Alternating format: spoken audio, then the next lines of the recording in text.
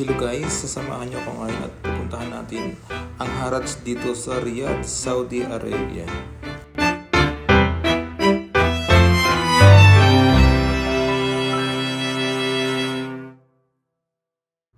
Ang Haraj nga pala ay matatagpuan sa Exit 21, Asisiya.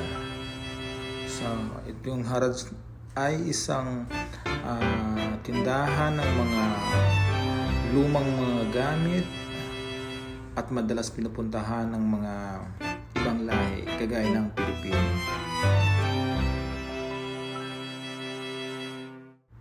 At ang Haraj ay bukas sa publiko mula alas 7 ng umaga hanggang gabi.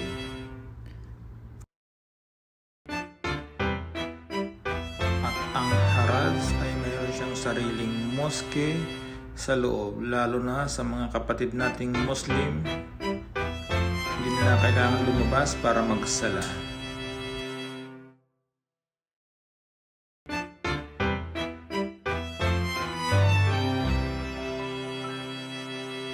Ang Haraj nga pala ay isang tindahan ng mga gamit, mga lumang mga upuan, gamit sa bahay, sa kusina, mga lumang damit, lumang sapatos, at kung masipag ka lang mag-ikot-ikot, marami kang mabibiling mga branded na mga damit.